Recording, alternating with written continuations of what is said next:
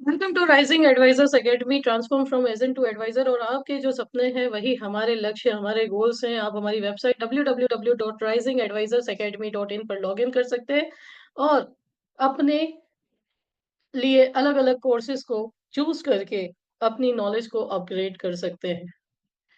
हमारा जो विजन है वो हर एडवाइजर को प्रोडक्ट एंड सर्विसेज से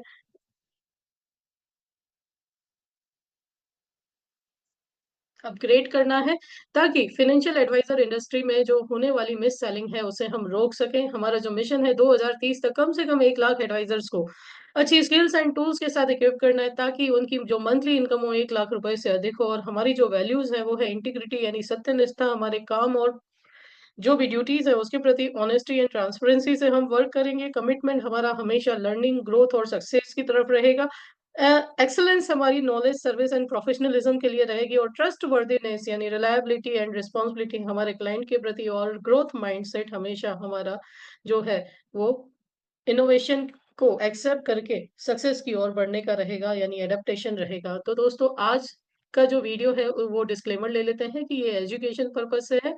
और आज का जो चैप्टर है वो है IC38 के लाइफ पार्ट का चैप्टर नंबर 8, जीवन बीमा का जोखिम अंकन। ये चैप्टर न ही सिर्फ आपके एग्जाम पॉइंट ऑफ व्यू से, परंतु आपकी जो प्रैक्टिकल लर्निंग रहेगी, आप जब फील्ड में रहेंगे तब भी ये चैप्टर आपके लिए बहुत ही महत्वपूर्ण होने वाला है। क्यों?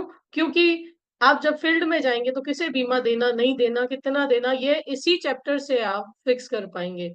तो आइए इस चैप्टर को अच्छे से समझते हैं। जोखिम अंकन की बुनियादी अवधारणाएँ क्या है? तो जोखिम अंकन का जो उद्देश्य है, उसके 2 उद्देश्य हैं मेनली। सबसे पहले कि जोखिम का आंकलन करना, जोखिम का वर्गीकरण करना और जोखिम को स्वीकार या अस्वीकार करने की शर्तें तय करना। और दूसरा जो है, बीमा कंपनी के विरुद्ध प्रतिकूल चयन को रोकना। प्रतिकूल चयन को रोकना यानी किसी गलत व्यक्ति को तो हम बीमा नहीं दे रहे, जो कंपनी के लिए महँगा पड़ सकता है, क्योंकि दोस्तों बीमा उसी को दिया जा सकता है जो हेल्दी है ना? हम बीमार व्यक्ति को बीमा नहीं दे सकते, या जो कोई गलत इरादों के साथ इंश्योरेंस लेना चाहता है, हम उनको इंश्योरेंस नहीं दे सकते। इसीलिए बीमांकन जो है, यानी बीमा लेखन, जोखिम लेखन, अंडरराइटिंग जिसको हम बोलते हैं, ये प्रतिकूल चयन को रोकता है। कभी-कभी क्वेश्चन में भी पूछा जाता है। परिभाषा क्या है जोखिम अंकन की? यानी अंडरराइटिंग की परिभाषा यह है कि जीवन बीमा के प्रत्येक प्रस्ताव का उसमें शामिल जोखिम की डिग्री के संदर्भ में, यानी कितने हद तक ये रिस्की है, के संदर्भ में मूल्यांकन करना और फिर यह तय करना कि बीमा देना है या नहीं, और अगर देना है तो किन शर्तों पे हमें बीमा देना है, कौन-कौन सी शर्तें होती है, ये हम इस चैप्टर में डिस्कस करेंगे।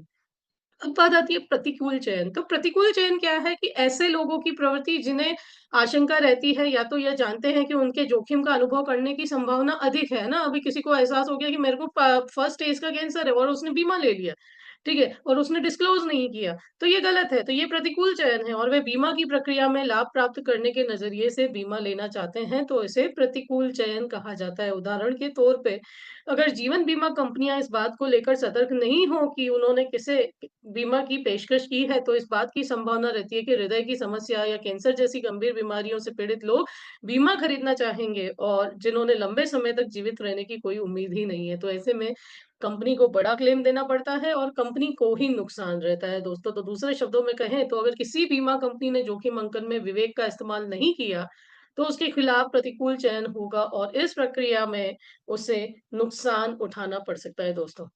ठीक है?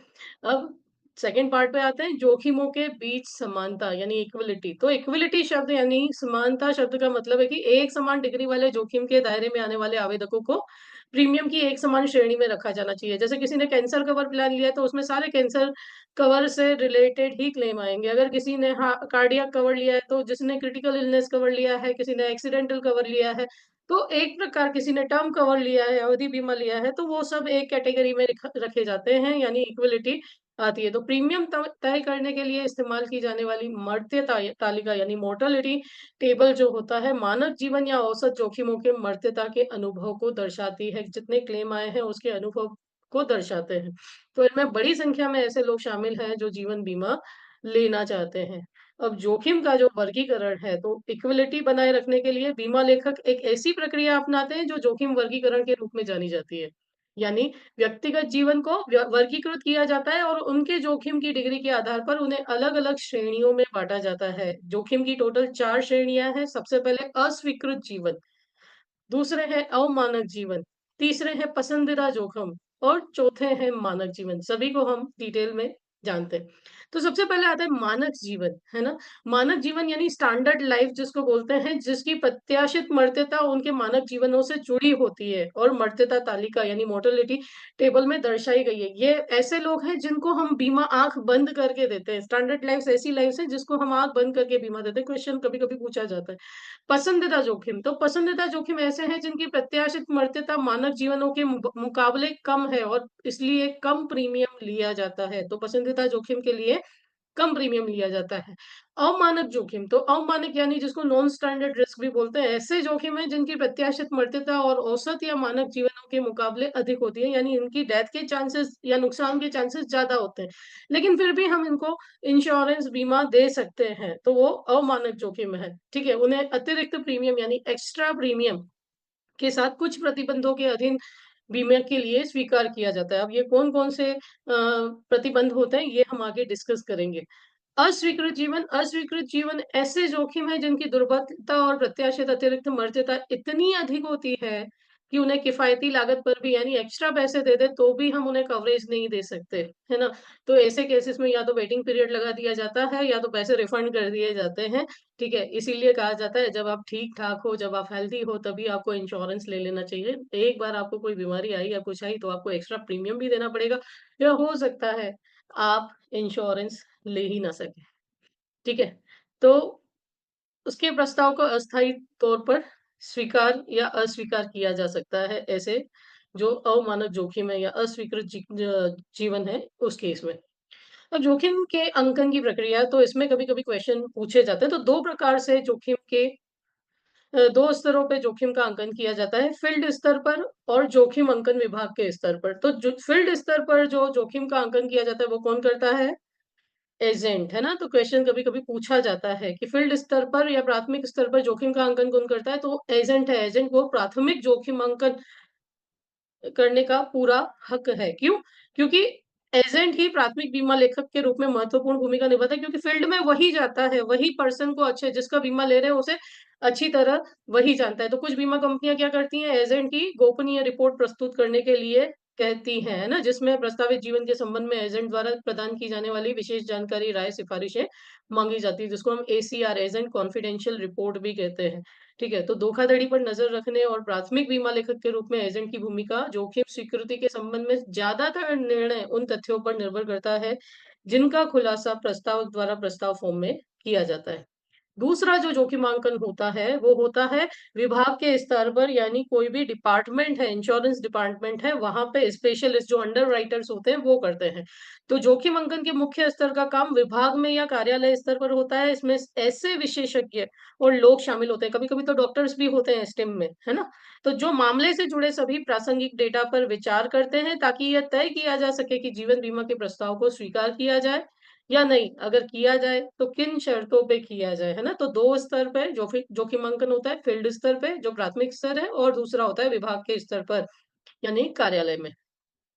अब जोखिम अंकन के तरीके कौन से हैं? तो इसमें से भी कभी-कभी क्वेश्चन पूछा जाता है, तो 2 तरीके इस्तेमाल किए जाते हैं। सबसे पहली जो है निर्णयन विधि, जिसको हम इंग्लिश में बोलते हैं डिसीजन मेथड बोलते हैं इंग्लिश में, निर्णयन विधि। दूसरी अंकीय विधि जिसे न्यूमेरिकल मेथड बोलते हैं, ठीक है? तो निर्णयन विधि किस केस में यूज़ होती है? जहाँ पे कोई बीमारी पहले से है, तो वहाँ पे स्पेशलिस्ट की सलाह ली जाती है। तो इस विधि में व्यक्तिपूरक निर्णय का इस्तेमाल किया जाता है, यानी एक रेफरी रहता है, मेडिकल रेफरी होता है। खासकर पेचीदे मामले पर निर्णय लेते समय निर्णयन विधि का उपयोग होता है।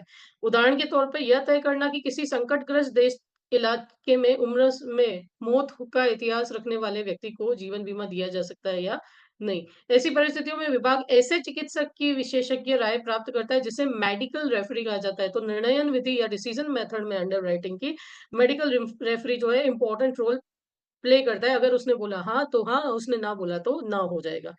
दूसरा जो आता है वो अंकीय विधि, जिसको न्यूमेरिकल मेथड बोलते हैं, जो सबसे ज़्यादा यूज़ होती है, ठीक है? अब इसके रिलेटेड क्वेश्चन भी पूछे जाते हैं, तो एक चीज़ हमेशा याद रखनी है कि न अंकीय विधि में क्या होता है, हर नकारात्मक या प्रतिकूल कारकों के लिए, नेगेटिव कारकों के लिए सकारात्मक रेटिंग पॉइंट दिए जाते हैं, पॉजिटिव रेटिंग पॉइंट दिए जाते हैं। ठीक है? तो किसी सकारात्मक या अनुकूल कारक के लिए नेगेटिव पॉइंट्स दिए जाते हैं। अब ये जो पॉजिटिव रेटिंग रेटिंग जितने नेगेटिव पॉइंट होंगे, उतने पॉइंट ज़्यादा होंगे और जितने पॉइंट ज़्यादा होंगे, उतना प्रीमियम एक्स्ट्रा चार्ज हो सकता है या केस आपका रिजेक्ट भी हो सकता है। उदाहरण के लिए जैसे परिवार में हृदय की बीमारियाँ या कम किसी संकटग्रस्त देश के इलाके में उम्र में मौत हुई रखने वाले व्यक्ति का बीमा है ना? तो उसके लिए क्या सकारात्मक पॉइंट दिया जाएगा। इन सकारात्मक पॉइंट के कुल योग चिकित्सक की विशेषज्ञ राय प्राप्त या अतिरिक्त मर्त्यता रेटिंग यानी ईएमआर ईएमआर का फुल फॉर्म होता है हिंदी में अतिरिक्त मर्त्यता रेटिंग और इंग्लिश में होता है extra mortality rating. Extra mortality rating कभी-कभी पूछा जाता है। तो जितना ईएमआर ज़्यादा होगा, उतना केस रिस्की यानी अमानक होगा यानी नॉन स्टैंडर्ड होगा, है ना? तो ये अगर ईएमआर अधिक है तो बीमा लेखक बीमा को अस्वीकार कर सकते हैं। ओके? विभिन्न प्रकार के निर्णयों पर विचार कर जो जोखिम अंकन के लिए प्रस्तावित जीवन के संबंध में बीमा लेखक ले सकते हैं। कौन-कौन से निर्णय ले सकते हैं? तो सबसे पहले अगर स्टैंडर्ड लाइफ है, तो सामान्य दरों ओआर पर स्वीकृति। ओआर का फुल फॉर्म होता है ऑर्डिनरी रेट। ओआर का फुल फॉर्म होता है ऑर्डिनरी रेट सामान्य दर पर स्वीकृति यानी कोई एक्स्ट्रा चार्ज नहीं किया जो मर्त्यता तालिका में यानी मोर्टेलिटी रेट्स है उसके अकॉर्डिंग ही बीमा दे दिया गया। इस रेटिंग से पता चलता है कि जोखिम को उसी प्रीमियम दर पर स्वीकारा गया है जो सामान्य या मानक जीवन पर लागू होता है। दूसरा निर्णय कैसा आ सकता है कि अतिरिक्त के साथ स्वीकृति यह बड़ी संख्या में मौजूद अमानक जोखिमों से निपटने का सबसे आम तरीका है। अगर आपकी बॉडी वेट अधिक है यानी बीएमआई आपका अधिक है तो एक्स्ट्रा प्रीमियम चार्ज कर लिया जाता है। तो अतिरिक्त शुल्क लिया जाता है जो स्टैंडर्ड रेट है उस पे एक्स्ट्रा प्रीमियम लगाया जाता है। तीसरा निर्णय क्या हो सकता है कि बीमा राशि पर धारणाधिकार के साथ स्वीकृति। धारणाधिकार यानी एक प्रकार का होल्ड है जिसका इस्तेमाल जीवन बीमा कंपनी दावे की स्थिति में भुगतान की जाने वाली लाभ की राशि पर आंशिक या पूर्ण रूप से रोक लगा सकती है। जैसे कि अगर एक बीमा धारक को टीबी है ना? लेकिन वो ठीक हो गया है ना? उसने बताया हिस्ट्री में उसको कभी टीबी थी लेकिन वो अभी ठीक हो गया है। तो अगर उस व्यक्ति की मृत्यु टीबी से होगी तो बीमा कंपनी क्या कर सकती है या तो लाभ की राशि घटा करके दे सकती है या तो टीबी के केस में वो डेथ क्लेम नहीं दे सकती है ना? कि कुछ समय तक अगर 2 सालों में या 3 सालों में ड्यू टू टीबी अगर डेथ हुई तो हम डेथ क्लेम नहीं देंगे या इतना ही परसेंटेज देंगे। तो इसको बीमा राशि पर धारणाधिकार के साथ स्वीकृति कहा जाता है। ठीक है? चौथा डिसीज़न क्या हो सकता है? एक प्रतिबंधात्मक क्लॉज़ के साथ स्वीकृति। तो कुछ प्रकार के खतरों के लिए एक प्रतिबंधात्मक क्लॉज़ लागू किया जाता है। ठीक है? जो कुछ परिस्थितियों में मृत्यु की स्थिति में मृत्यु लाभ को सीमित करता है। जैसे गर्भवती महिलाओं पर यह क्लॉज़ लगाया जाता है कि अगर प्रसव के 3 महीने के भीतर होने वाली गर्भावस्था से संबंधित मौतों की स्थिति में बीमा की राशि को सीमित कर देते हैं, डेथ क्लेम नहीं पे किया जाता, ठीक है? तो इसे प्रतिबंधात्मक क्लॉज़ कहा जाता है। 5वां क्या हो सकता है कि अस्वीकार या स्थगित करना। जीवन बीमा का बीमा लेखक बीमा के प्रस्ताव को अस्वीकार या अस्वीकृत करने का निर्णय ले सकता है। यह कब हो सकता है? जब कुछ स्वास्थ्य या अन्य समस्याएँ इतनी प्रतिकूल हों कि वे जोखिम को बहुत अधिक बढ़ा सकती है। जैसे कभी-कभी डायबिटीज़ अगर आपका ज़्यादा है तो 6 महीने के लिए आपका केस पोस्टपोन कर दिया जाए। 6 महीने के बाद आप फिर से मेडिकल जाँच करवाना, अगर ठीक होगा तो हम बीमा देंगे। ठीक है? नहीं तो अमाउंट रिफंड। तो उदाहरण के तौर पे ऐसा व्यक्ति जो कैंसर से पीड़ित है और उसके ठीक होने की संभावनाएँ बहुत कम है, तो उसका अनुरोध अस्वीकृत कर दिया जाएगा। इसी तरह कुछ मामलों में जोखिम की स्वीकृति को तब तक के लिए स्थगित करना समझदारी हो सकती है जब तक स्थिति में सुधार ना हो। जैसे मैंने अभी डायबिटीज़ का आपको एग्ज़ाम्पल दिया।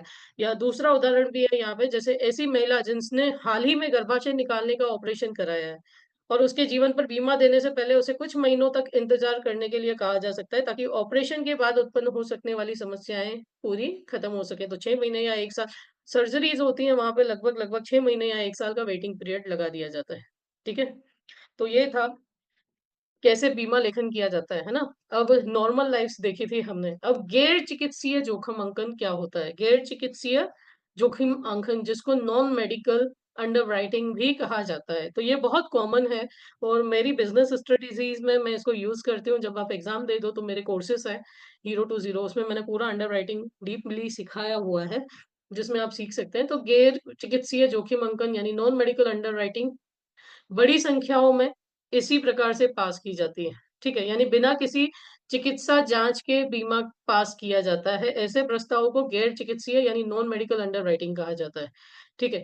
तो इसमें कई अन्य कारकों पर भी ध्यान दिया जाता है, जैसे लाइफ इंश्योर्ड जो है वो हेल्दी होना चाहिए, उसका इनकम होना चाहिए और इसमें भी अलग-अलग क्लास होते हैं, non medical preferred, non medical special, non medical general. तो ये सब डिटेल में आप जब एग्ज़ाम क्लियर कर लेंगे, तब हम सिखाएँगे आपको। तो गैर चिकित्सीय जोखिम अंकन की शर्तें क्या होती हैं? तो जीवन की कुछ खास श्रेणियाँ, बीमा के कुछ प्लान, बीमा राशि की कुछ ऊपरी सीमाएँ, जैसे नॉन मेडिकल जनरल में आप देखो तो 20 लाख तक की बीमा राशि पर कोई स्पेशल रिपोर्ट नहीं आता, लेकिन हेल्दी लाइफ होनी चाहिए, है ना? प्रवेश की आयु सीमा तो 45 साल की उम्र तक ये लिमिट होती है। बीमा की अधिकतम अवधि कितनी है, उस पे डिपेंड करता है, ठीक है? तो ये गैर चिकित्सीय जोखिम अंकन करते समय इतनी शर्तों का ध्यान रखा जाता है। उसके अलावा रेटिंग के कारक क्या होते हैं? तो यहाँ पे रेटिंग के कारक होते हैं किसी भी व्यक्ति की वित्तीय स्थिति, उसकी जीवन शैली कैसी है, आदतें कैसी है, पारिवारिक इतिहास कैसा है, स्वास्थ्य के व्यक्तिगत इतिहास कैसे हैं, संभवित बीमाधारक के जीवन की अन्य व्यक्तिगत परिस्थितियाँ से संबंधित पहलू क्या हैं, जो खतरा तो पैदा नहीं कर सकते या जोखिम तो नहीं बढ़ा सकते, तो इस पर भी ये डिपेंड करता है। तो जोखिम अंकन में इन खतरों और उनके संभावित प्रभाव की पहचान की जाती है और उसके अनुसार जोखिम को वर्गीकृत करना शामिल है और इसमें आमतौर पर इसको 2 भागों के 2 खतरों में बाँटा गया है, जैसे नैतिक खतरे यानी मोरल हैज़ार्ड और दूसरा है फिज़िकल खतरे। फिज़िकल हैज़ार्ड जिसको बोलते हैं यानी शारीरिक या चिकित्सीय खतरे, है ना? तो जीवन बीमा कंपनियाँ अक्सर अपने जोखिम अंकन को उसी के अनुसार श्रेणियों में विभाजित करती हैं। जैसे आय, पेशा, जीवन शैली, आदत जैसे कारक जो नैतिक खतरे में योगदान करते हैं और उनका मूल्यांकन वित्तीय जोखिम अंकन के हिस्से के रूप में किया जाता है। जबकि स्वास्थ्य के चिकित्सीय पहलू जैसे कि जोखिम अंकन के दायरे में आते हैं, जैसे कोई सर्जरी तो नहीं की, कोई चोट तो नहीं लगी, कोई एक्सीडेंट तो नहीं हुआ, ठीक है?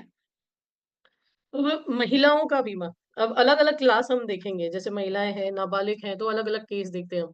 तो महिलाओं को हमारे जो भारतीय समाज में बहुत सारी समस्याओं का सामना करना पड़ता है। इसीलिए महिलाओं को जो बीमा कंपनी है, वो वो मुश्किल से या जाँच परख करके बीमा देती है। क्यों? क्योंकि हमारा समाज जो है, मैं डिस्क्लेमर लेती हूँ, मैं किसी को डिमोटिवेट नहीं करना चाहती, लेकिन पुरुष प्रधान समाज है और सामाजिक शोषण का शिकार महिलाएँ बनती हैं। जैसे दहेज दहेज हत्या जैसी बुराइयाँ आज भी हमारे समाज में, गाँव में मौजूद हैं। गर्भावस्था से जुड़ी समस्याएँ हैं, जो महिलाओं की उम्र को प्रभावित करती हैं। तो महिलाओं की बीमा योग्यता, बीमा की आवश्यकता और प्रीमियम भुगतान करने की क्षमता से नियंत्रित होती है। इसलिए बीमा कंपनियाँ केवल उन महिलाओं को पूर्ण रूप से बीमा प्रदान करने का निर्णय ले सकती है, जिन्होंने स्वयं की आय अर्जित की है और महिलाओं की अन्य श्रेणियों पर सीमा लगाई है। जैसे हाउसवाइफ्स को कुछ लिमिट्स तक ही बीमा मिलता है या हस्बैंड से मैचिंग इंश्योरेंस ही मिलता है। तो ये फाइनेंशियल अंडरराइटिंग ही है जो मैं आगे आपको एग्ज़ाम के बाद सिखाऊँगी या मेरे कोर्सेज़ में आप अंडरराइटिंग में सीख सकते हैं इसे। तो इस तरह गर्भवती महिलाओं पर भी कुछ शर्तें लगाई जाती है ना, जैसे कि डिलीवरी के 3 महीने के अंदर डेथ क्लेम हम नहीं देते। ओके, तो महिलाओं के केस में थोड़ा ध्यान रखा जाता है। नाबालिग, नाबालिग में भी क्या होता है जैसे नाबालिग जो है यानी माइनर जिनकी उम्र 18 साल से कम है, वो किसी भी कॉन्ट्रैक्ट पे साइन नहीं कर सकते क्योंकि कॉन्ट्रैक्ट पे साइन करने के लिए आपकी उम्र 18 ईयर से अबव होनी चाहिए, आप मेजर होने चाहिए। तो उस केस में किसका सिग्नेचर लिया जाता है? आपके माता-पिता या कानूनी अभिभावक। यानी अगर माता-पिता नहीं है, जिसने आपको गोद लिया है लीगली, वो भी सिग्नेचर कर सकता है।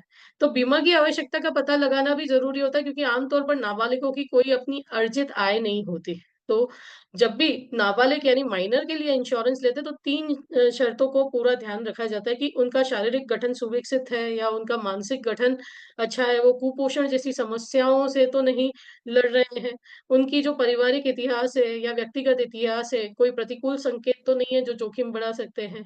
और तीसरी जो शर्त है वो ये देखते हैं कि परिवार के पास पर्याप्त बीमा है या नहीं, है ना? और नाबालिग के परिवार के किसी अन्य सदस्य का बीमा नहीं कराया गया है तो उसका सतर्क रहना चाहिए। यानी जैसे 2 भाई-बहन हैं, दोनों का इक्वल बीमा नहीं है, तो पूछती है कभी-कभी एलआईसी कि क्यों इक्वल नहीं है? तो जो रीज़न है आपको बताना पड़ता है, ठीक है? तो बीमा की राशि पर आमतौर माता-पिता की बीमा राशि से जुड़ी होती है। अगर बड़ा इंश्योरेंस होता है तो पेरेंट्स का टोटल इंश्योरेंस यहाँ गिना जाता है। जैसे अगर मेरा 50 लाख है, भरत जी का 50 लाख है यानी 1 करोड़ का बीमा है, तो मेरे बच्चे को 1 करोड़ तक का बीमा ईज़िली मिल सकता है। ठीक है? तो पेरेंट्स के टोटल इंश्योरेंस की यहाँ पे गिनती की जाती है बच्चे को इंश्योरेंस देते समय, नहीं तो 25 लाख आप विदाउट पीडब्ल्यूबी और 50 lakh with PWB premium waiver benefit के साथ तो आप दे ही सकते हैं। इसके बाद आती है उच्च बीमा राशि। तो उच्च बीमा राशि जब बीमा की राशि प्रस्तावित बीमा धारक की वार्षिक आय के मुकाबले बहुत अधिक होती है, तो यहाँ पे अंडरराइटर यानी बीमा लेखक जो को है चौकस रहने की आवश्यकता है, चौकन्ना रहने की आवश्यकता है। क्यों? क्योंकि लगभग-लगभग आपकी जो वार्षिक आय है, उसका 10 से 12 गुना तक आपको बीमा राशि दिया जाता है। लेकिन इसके अनुपात से ये बहुत अधिक है, तो यहाँ पे विरुद्ध चयन होने की संभावना है, यानी किसी फ्रॉड की संभावना है। जैसे उदाहरण के तौर पे अगर कोई व्यक्ति 5 लाख रुपए है और वो 3 करोड़ का बीमा कवर के लिए प्रस्ताव करता है, तो ये चिंता का कारण बन सकता है। तो वहाँ पे बीमा लेखक ध्यान से सारे रिपोर्ट्स मँगवाता है, पीएफक्यू मँगवाता है, ठीक है? वो सारी मो बड़े-बड़े ऑफिसर्स का मोरल हैज़ार्ड रिपोर्ट लगता है वहाँ पे, है ना? क्यों? क्योंकि देखो अगर उसमें भगवान ना करे अगर आत्महत्या या किसी स्वास्थ्य में की स्थिति में गिरावट आई तो बीमा कंपनी को बहुत बड़ा नुकसान उठाना पड़ सकता है ना? तो इतनी बड़ी रकम का बीमा कराने का तीसरा कारण बीमा विक्रेता द्वारा बहुत गलत तरीके से बीमा बेचना भी हो सकता है। तो बड़ी बीमा राशि का मतलब यह भी होगा कि प्रीमियम के अनुपात में बढ़ रहा है। जनरली आपकी जो वार्षिक आय है ना? उसका 1/3 भाग तक आपको दिया जाता है। 1/3 पार्ट तक आपके प्रीमियम जाने चाहिए, है ना? ज़्यादा भी आप दे सकते हैं लेकिन स्टैंडर्ड ये गिना जाता है कैलकुलेशन कि आप जितना कमा रहे हो उसका 1/3 भाग आप इन्वेस्ट करें, ठीक है? लेकिन इससे अधिक है तो वो डाउटफुल केस हो सकता है। उम्र और आयु, तो उम्र यानी जो एज है हमारी, उसका मृत्यु के साथ गहरा संबंध है ना? क्योंकि जितनी एज अधिक पर आजकल तो कुछ भरोसा नहीं है, छोटी एज में भी डेथ हो सकती है। तो अधिक उम्र के लोगों के बीमा पर विचार करते समय बीमा लेखक सावधान रहता है ना? जैसे अगर 50 साल की उम्र के बाद कोई अगर पहली बार इंश्योरेंस ले रहा है, तो वहाँ नैतिक जोखिम, नैतिक खतरे का संदेह रहता है। तो यहाँ पे हम अलग से पूछताछ करते हैं या हम क्या करते हैं, हम रिपोर्ट्स निकलवाते हैं। हृदय रोग और गुर्दे की खराबी जैसी क्षयकारी रोगों की होने की संभावना जो है वो उम्र के साथ बढ़ती है। तो जब उच्च बीमा राशि या अधिक उम्र या दोनों के संयोजन के लिए प्रस्ताव प्रस्तुत किए जाते हैं तो क्या होता है, जीवन बीमा कंपनियां कुछ विशेष रिपोर्ट की मांग करती है। जैसे ईसीजी है, ईईजी है, छाती का एक्सरे है, ब्लड शुगर की जांच है, तो ये सब रिपोर्ट्स करवा सकती है और इन जांचों से प्रस्ताव फॉर्म या सामान्य चिकित्सा परीक्षण में मिले जवाबों के मुकाबले प्रस्तावित जीवन के बारे में गहरी जानकारी मिलती है। जैसे कि जब प्रस्तावित बीमा धारक के निवास स्थान से बहुत दूर स्थित शाखा में प्रस्ताव प्रस्तुत किया जाता है, तो व्यक्ति के निवास स्थान के आसपास एक योग्य चिकित्सा परीक्षक उपलब्ध होने पर भी कहीं और चिकित्सा परीक्षण किया जाता है। तीसरा मामला तब होता है जब स्पष्ट बीमा योग्य हित के बिना किसी अन्य व्यक्ति के जीवन पर प्रस्ताव बनाया जाता है या जब नामित व्यक्ति प्रस्तावित जीवन का करीबी आश्रित नहीं होता, क्योंकि नॉमिनेशन भी आपके मम्मी-पापा, स्पाउस होने चाहिए या बच्चे होने चाहिए। अगर तीसरा व्यक्ति है तो भी डाउट का केस होता है, ठीक है? तो ये सब चीज़ें ध्यान में रखी जाती है। 5वीं जो चीज़ें ध्यान में रखते हैं वो पेशा, यानी आपका ऑक्यूपेशन। तो पेशागत खतरे 3 स्रोतों से पैदा होते हैं। सबसे पहला, आप जहाँ जॉब कर रहे हैं या ऑक्यूपेशन कर रहे हैं तो कोई दुर्घटना के चांसेस तो नहीं है। स्वास्थ्य को तो खतरा नहीं है या कोई नैतिक खतरा तो नहीं है। तो दुर्घटना के खतरे उत्पन्न होते हैं क्योंकि कुछ प्रकार की नौकरियाँ लोगों को दुर्घटना के जोखिम के दायरे में रखती है। तो ऐसी श्रेणी में बहुत सी नौकरियाँ हैं जैसे कि सर्कस के कलाकार, मचान बनाने वाले कर्मी, विध्वंस विशेषज्ञ और फ़िल्म के स्टंट कलाकार। तो ये रिस्की है, तो ऐसे में एक्स्ट्रा प्रीमियम चार्ज किए जाते हैं। स्वास्थ्य संबंधी खतरे, तो जब कार्य की प्रकृति ऐसी होती है जो चिकित्सकीय अक्षमता की संभावना को जन्म देती है। तब जैसे कई लोग माइन्स में काम करते हैं, एस्बेस्टोस की फैक्ट्री में काम करते हैं, तो कैंसर होने के चांसेस या फेफड़ों के रोग होने के चांसेस ज़्यादा है। तो स्वास्थ्य संबंधी खतरे विभिन्न प्रकार के होते हैं। रिक्शा चालक जैसे कुछ कामों में बहुत अधिक शारीरिक दबाव शामिल होता है और वह श्वसन तंत्र को प्रभावित करता है। तो ऐसी स्थितियाँ जहाँ व्यक्ति के जहरीले पदार्थ जैसे कि खनन की धूल या कैंसरकारी पदार्थ जो कैंसर का कारण बनते हैं, जैसे कि रसायन और परमाणु विकिरण के दायरे में आ सकते हैं, तो वहाँ पे स्वास्थ्य संबंधी खतरे उत्पन्न होते हैं। तो भूमिगत सुरंगों या गहरे समुद्र जैसे उच्च दबाव वाले वातावरण में काम करने वाले एक्यूट डिकम्प्रेशन की बीमारी हो सकती है।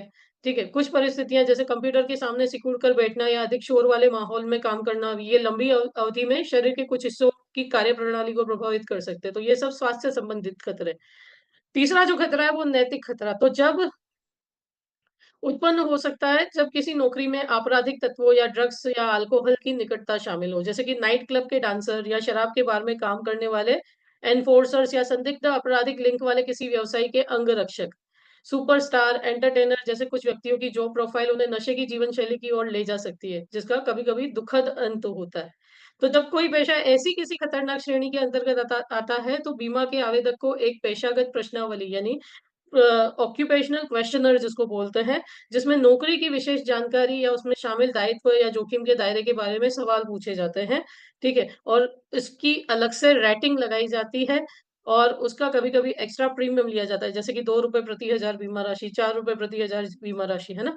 तो जब आप पेशा चेंज करते हो यानी ऑक्यूपेशन चेंज करते हो, तो ये अतिरिक्त शुल्क को घटाया या हटाया भी जा सकता है। छठी जो चीज़ है वो है जीवन शैली और आदतें। तो इंसान की जीवन शैली और आदतें भी बहुत इम्पोर्टेंट रोल प्ले करती है जोखिम के दायरे को निश्चित करने में। 3 विशेषताएँ ख़ास तौर पे महत्वपूर्ण है। सबसे पहले धूम्रपान और तंबाकू का सेवन। तो अगर आप तंबाकू और धूम्रपान सेवन करते हो तो जोखिम बढ़ जाते हैं, है ना? तो इसके लिए एक्स्ट्रा प्रीमियम लगता है। अल्कोहल, शराब तो अल्कोहल, शराब के केस में तो 40% तक कभी-कभार आप कम मात्रा में शराब पीते हैं तो वो खतरनाक नहीं है। लेकिन आप लंबे समय तक भारी मात्रा में शराब पी रहे तो आपका लीवर डैमेज होगा, डेथ हो सकती है, मानसिक विकार हो सकते हैं, है ना? इनसे दुर्घटनाएँ भी हो सकती है, हिंसा, पारिवारिक दुर्व्यवहार, अवसाद और आत्महत्याओं के केसेस भी सामने आ सकते हैं। अगेन मैं डिस्क्लेमर ले रही हूँ, हम किसी को प्रेरित नहीं कर रहे। तो यहाँ पे मानक मादक पदार्थों का सेवन जैसे कि ड्रग्स जैसे नशीले पदार्थ हैं, डिप्रेशन में जैसे नींद की गोलियों का है, उत्तेजक पदार्थ का सेवन है ना? तो इन सब से भी क्या होता है, इन सब से भी आपराधिक प्रवृत्तियाँ या नैतिक खतरे दर्शाते हैं, तो यहाँ पे केस रिजेक्ट हो सकते हैं। ये हमारे नॉन चिकित्सीय हमने बिन चिकित्सीय देखे थे, अब चिकित्सीय जोखिम अंकन कैसे होते हैं? तो चिकित्सीय जोखिम अंकन यानी मेडिकल अंडरराइटिंग जिसको चिकित्सा कारक बीमा लेखन के निर्णय को प्रभावित करते हैं। तो इनका मूल्यांकन आमतौर पर चिकित्सकीय जोखिम अंकन के माध्यम से किया जाता है और इसके लिए चिकित्सा परीक्षक रिपोर्ट माँगी जाती है। इन जैसे कि पारिवारिक इतिहास, तो इसमें अगर 3 कोणों से अध्ययन किया जाता है। आनुवंशिकता यानी आपकी किसी पीढ़ी में कोई रोग तो नहीं था। परिवार का औसत जीवन काल, किसी की बहुत जल्दी उम्र में तो डेथ नहीं हो गई या किसी की डेथ कैंसर से तो मृत्यु नहीं हो गई। पारिवारिक वातावरण कैसा है ना? जिसमें परिवार रहता है, संक्रमण और अन्य जोखिमों के दायरे में आने का कारण बन सकता है। तो इसलिए जीवन बीमा कंपनियों को प्रतिकूल पारिवारिक इतिहास वाले व्यक्तियों के मामले में विचार करते समय सावधान रहना चाहिए और वो अन्य रिपोर्टों की माँग कर सकते हैं और केस को स्वीकार या अस्वीकार करना उनके हाथ में रहता है। ठीक है? दूसरा आता है व्यक्तिगत इतिहास। तो व्यक्तिगत इतिहास भी बहुत इम्पोर्टेंट है यानी आपके शरीर का बनाव कैसा है ना? आपके पास पहले कोई पिछली समस्याएँ तो नहीं थी, है ना? तो जीवन बीमा प्रस्ताव के फॉर्म में इसके लिए भी पूरा क्वेश्चन का सेट होता है, ठीक है? जिसमें आपसे पूछा जाता है कोई हृदय रोग, श्वसन प्रणाली के रोग या घातक ट्यूमर, कैंसर जैसे गुर्दे की बीमारी, अंतःस्रावी तंत्र की गड़बड़ी या पाचन तंत्र के रोग या गैस्ट्रिक अल्सर या सिरोसिस लीवर जैसी तंत्रिका रोग तो आपको नहीं थे, ठीक है? जिसका आंसर आपको देना होता है। तीसरी चीज़ है व्यक्तिगत लक्षण या विशेषताएँ, तो ये भी रोग की प्रवृत्ति के महत्वपूर्ण कारक होते हैं। जैसे कद-काठी, किसी व्यक्ति की कद-काठी उसकी ऊँचाई, वज़न, छाती और पेट का घेरा शामिल होता है, ठीक है? तो आपका इसमें हाइट वेट लिया जाता है, आपका बीएमआई मापा जाता है ना? तो हाँ, छाती फुला करके आपका माप लिया जाता है, ठीक है? तो ये सब चीज़ें चेक की जाती हैं। दूसरा ब्लड प्रेशर, जिसमें आपका सिस्टोलिक और डायस्टोलिक ब्लड प्रेशर जाँचा जाता है ना? अगर ये इम्बैलेंस हो तो आपको हाई बीपी या लो बीपी हो सकता है। तो जिसके गंभीर परिणाम हो सकते हैं। मूत्र या पेशाब के घनत्व की ये स्पेसिफिक ग्रेविटी रिपोर्ट करवाई जाती है, ठीक है? जिससे आपकी बॉडी में विशिष्ट लवणों का संतुलन जाँचा जाता है और किसी भी खराबी का पता चलता है तो आगे के रिपोर्ट्स करवाए जाते हैं, ठीक है? या आपका केस डिले किया जाता है या पोस्टपोन किया जाता है। Next backdating. तो हम बीमा पॉलिसी में बैकडेटिंग भी कर सकते हैं। बैकडेटिंग यानी पॉलिसी को पिछली तारीखों से शुरू करना। जैसे कि आप 1 जून 2013 को बीमा ले रहे हो, लेकिन आपको ऐसा लगा कि अप्रैल 2013 से मैं ये पॉलिसी स्टार्ट करता हूँ, तो बेटर रिटर्न मिल सकता है। तो बीमा कंपनी आपको बैकडेटिंग करने का यहाँ पे मौका देती है और बैकडेटिंग करने से आप है ना, अगर किसी पॉलिसी को 1 महीने 44 दिन तक बैकडेट करते हो, तो कोई इंटरेस्ट नहीं लगता, ठीक है? और बैकडेट करने का एक और फ़ायदा भी है। अगर आपकी उम्र समझो 32 साल 7 महीने, तो बीमा कंपनी आपकी नियर बाय बर्थ डेट नज़दीकी साल गिना जाएगा। यानी 32 महीने साल 7 सॉरी 32 साल 7 दिन 7 महीने हैं, तो उम्र से 33 साल मानी जाएगी। लेकिन आप 2 महीने बैकडेट कर दो, तो आपकी उम्र क्या मानी जाएगी? 32 साल 5 महीने, यानी 32 साल मानी जाएगी, तो आपसे प्रीमियम 32 साल की उम्र का चार्ज किया जाएगा, 33 साल का नहीं, है ना? और ऐसे ही भुगतान का समय निर्धारित करते हैं, अगर समझो आपने जल्दी से प्रीमियम स्टार्ट किया, पॉलिसी स्टार्ट की बैक डेट से, तो आपको इन फ्यूचर मैच्योरिटी भी जल्दी आएगी, ठीक है? तो ये बैक डेटिंग के फ़ायदे हैं, और भी फ़ायदे बैक डेटिंग के ये हैं कि अगर आप किसी स्पेशल डे से पॉलिसी स्टार्ट करना चाहते हो, जैसे आपकी जन्म तारीख है या आपकी पॉलिसी एनिवर्सरी डेट है, तो आपको प्रीमियम याद रखने में ईज़ी रहता है और उस स्पेशल डे पे जब रिटर्न आता है तो आप इमोशनली उसका सेलिंग भी कर सकते हो क्लाइंट को, ठीक है? तो वहाँ पे भी बैक डेटिंग इम्पोर्टेंट है, ठीक है? बैक डेटिंग किसी भी फाइनेंशियल ईयर की स्टार्टिंग तक की जा सकती है। जैसे अभी चल रहा है 3 मार्च 2025, तो ये फाइनेंशियल ईयर स्टार्ट हुआ था 1 अप्रैल 2024 से।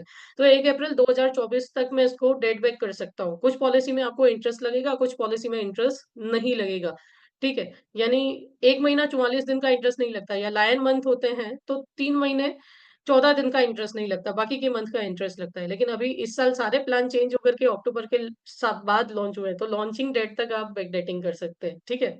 तो ये अंडरराइटिंग चैप्टर था, लास्ट एक और चैप्टर हमारा बाकी है। थैंक यू सो मच इस वीडियो को देखने के लिए। लाइफ पार्ट का एक और चैप्टर बाकी है, फिर हेल्थ पार्ट के 5 चैप्टर हैं और हमारा आईसी 30 का 8 का सिलेबस वहाँ पे कंप्लीट हो जाएगा। Thank you so much. फिर मिलेंगे एक नए वीडियो के साथ। Wish you very all the best.